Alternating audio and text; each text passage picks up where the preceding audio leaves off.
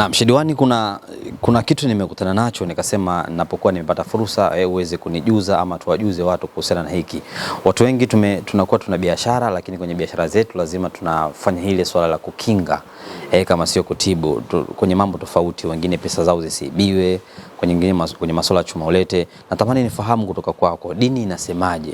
Ni sahihi mtu kukinga biashara yake, whether ni kwa mitishamba, uganga au kivyovyote vile? Kwanza suala tunaposema uganga ni kitu ambacho kinachokubalika kisharia. Uganga. Sawa.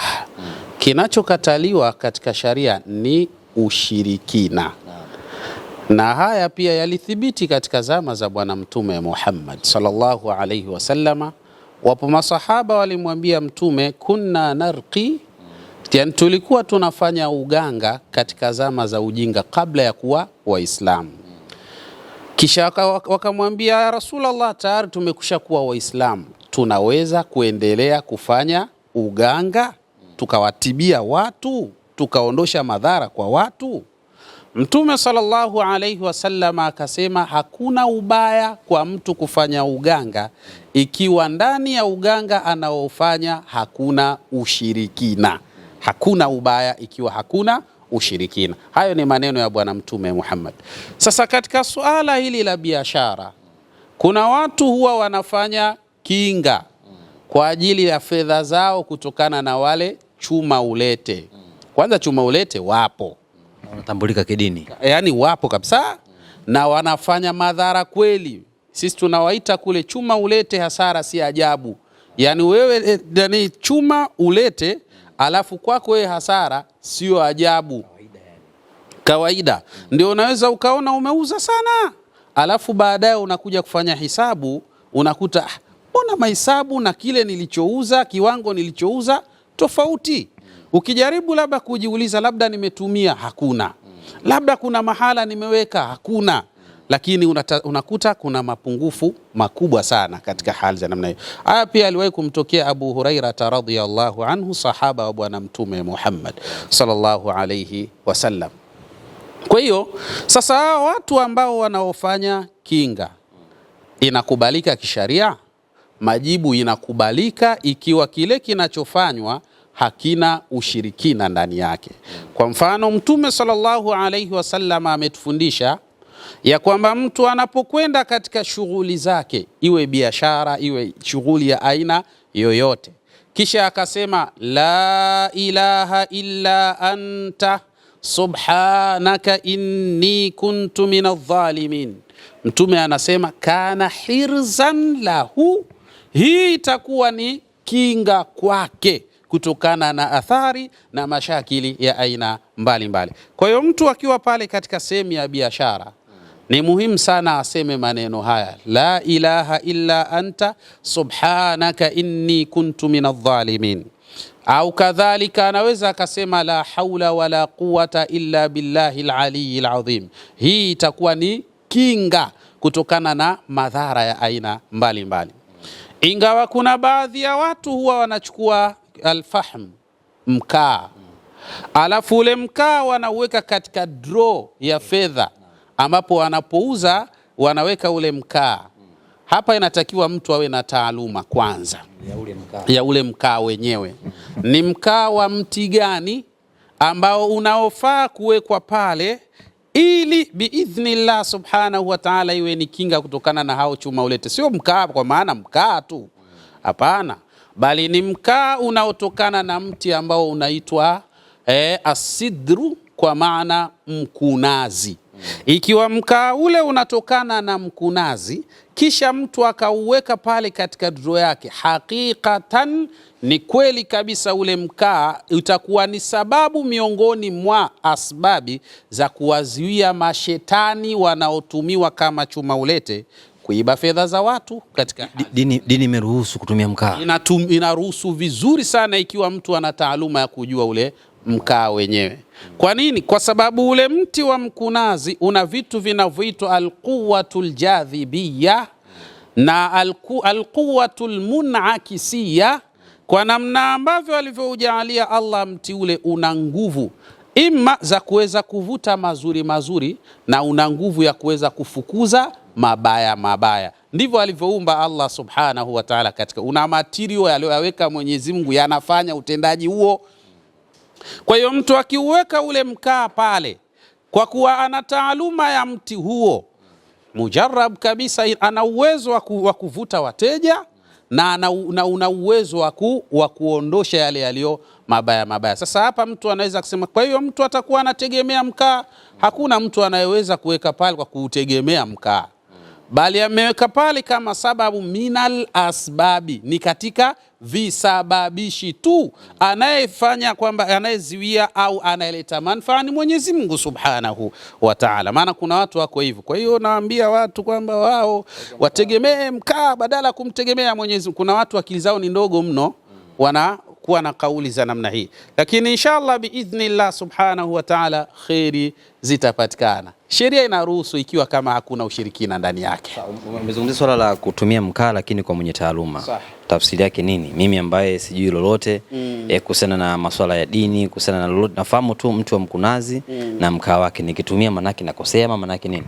Ukiwa unafahamu mti wa mkunazi na mkaa wake, kuufahamu mti wa mkunazi kwamba una nafasi nzuri ya kuondosha masala ya kisihri na kishetani, hiyo tayari ni taaluma, ni ilmu nayo, ambapo ukijua tu hivyo inatosha.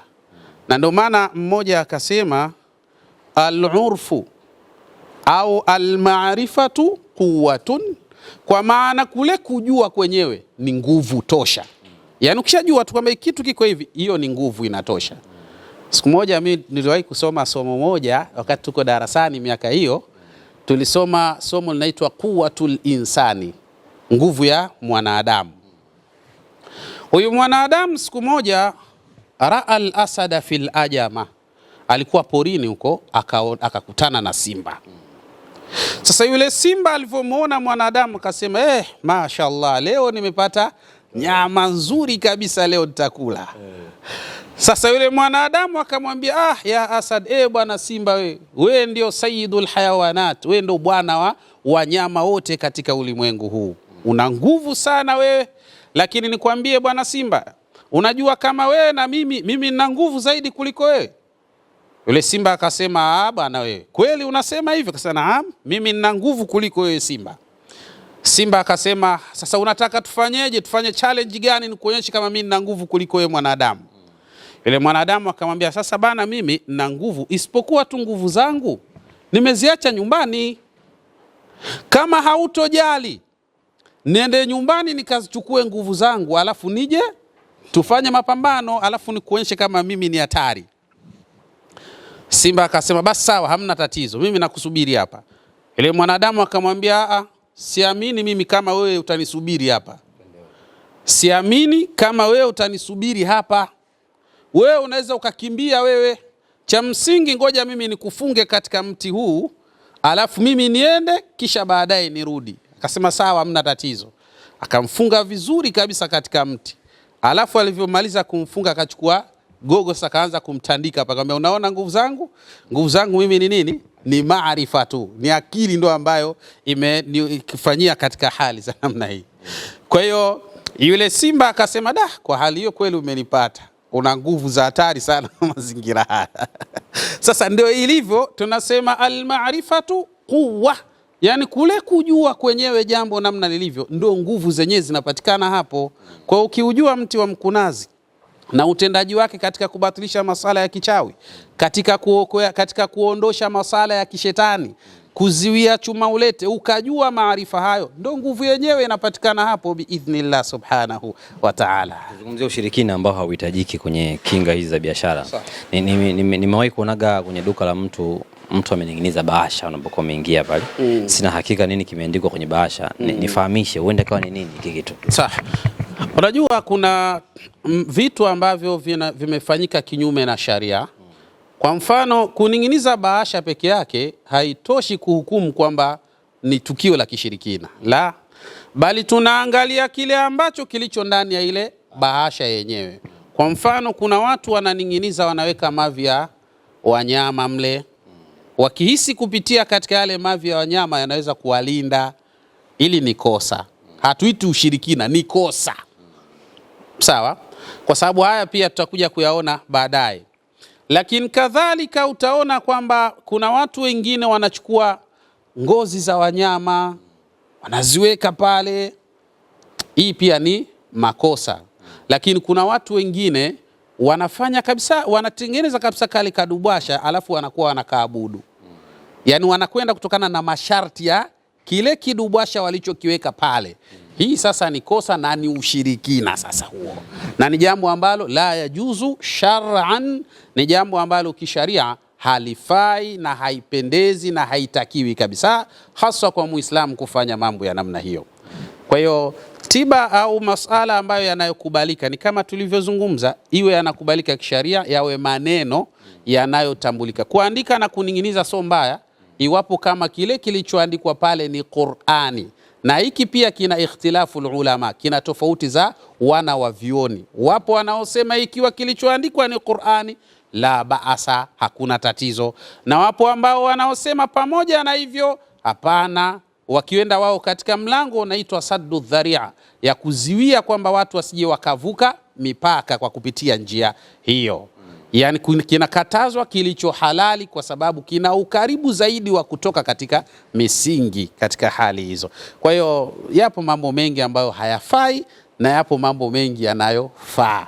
Ya mwisho kumalizia, niliwahi kusikia mtu mmoja anamwambia mwenzake wachukue mchanga wa sehemu ambapo kuna mkusanyiko wa watu, labda sokoni ama kwenye njia panda, alafu wachanganye na pesa, alafu waweke kwenye ile biashara yake. Let's say kwa mtu ambaye anauza duka, hii imekaaje kidini? Inafaa kuwa kinga au kuleta pesa kwa sababu mchanga umekaa sehemu ambayo una mkusanyiko wa watu, ama kuvuta wateja hivi? La, hiyo haifai. Na suala la kusema mchanga kwa kuwa umekaa katika sehemu ya mkusanyiko wa watu, basi hiyo ndiyo sababu ambayo inaweza kusababisha kukusanya watu katika biashara, haikuthibiti katika Qur'ani wala katika sunna za Bwana Mtume Muhammad. Kwa hiyo haifai, ni tukio la kijahilia, tukio la kijinga tu. Kwa hali hiyo wafanye yaliyokuwa sahihi. Kwa mfano, watu wanasoma sana katika sehemu za biashara zao.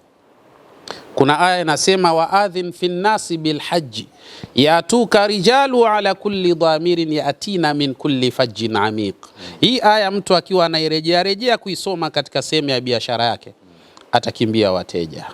Naam, kabisa. Ni aya iko kisharia na ni mambo ambayo bila shaka yanakwenda vizuri na atapata wateja wengi. Waadhin fi nnasi bilhaji yatuka rijalu ala kulli dhamirin yatina min kulli fajjin amiqa. Kwa niaba ya mtazamaji, uje kukutana na kesi kama hiyo, mtu anakuambia na biashara yangu inatamani nivute watu, na wewe ukamshauri labda njia fulani ambayo labda kusanya michanga na vitu kama hivyo? La, sijawahi kufanya hivyo, bali mara kadhaa nimekuwa watu nikiwashauri sana watumie, kuna dawa inaitwa Al-Ankis. Hii hapa Al-Ankis ni mujarrab sana, na hii inatokana na mimea kadhaa, ukiwemo mmea huu ambao tulioutaja hapa unaitwa mkunaz, ambapo ni mmoja katika uliopo ndani yake. Kwa hiyo ni muhimu sana kama mtu anaweza kuipata hii akafanya tabkhir.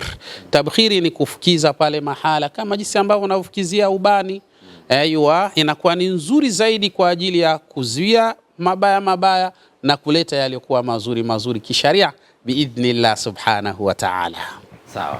Ni mwisho wa mazungumzo ambayo tulikuwa tunazungumzia kuhusiana na swala zima la biashara kwa yule ambaye anatumia kinga tofauti. Nikwambie tu kama wewe ni miongoni mwa watu ambao ungetamani kupata huduma ya shehe wetu Sheikh Yusuf Diwani, ama kuweza kupata dawa kwa namna moja ama nyingine kuweza kukinga kama sio kuvuta wateja kuna kwa biashara yako, njoo kwenye mitandao yetu ya kijamii ambayo ni Instagram, Facebook na TikTok kupitia jina hili la Nyundo TV.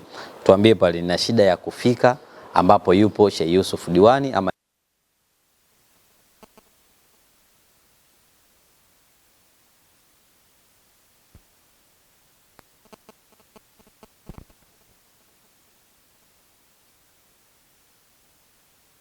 kwenye mitandao yetu ya kijamii, mtandao kama Instagram, Facebook na TikTok ambao nafahamika kwa jina hilo hilo la Nyundo TV. Tuambie nina shida ya kuweza kufika mahala ambapo yupo Sheikh Yusuf Diwani, ama nina shida ya kuweza kupata mawasiliano yetu. Mimi niko mawasiliano yake na bila shaka nitakutumia moja kwa moja, lakini ukija kuomba kupitia kwenye ukurasa huu wa YouTube ambapo ndipo unatazama video hii, ni system sahihi, kwa maana kwamba kuna watu wengi wanatumia jina hilo la Sheikh Yusuf Diwan kuweza kupata chochote kitu, kwa maana kwamba huenda ukaibiwa ama kukutana na watu wa design hiyo. Tutoi namba kupitia YouTube, tutatoa namba kupitia Instagram, Facebook na TikTok. Bas. Hakata.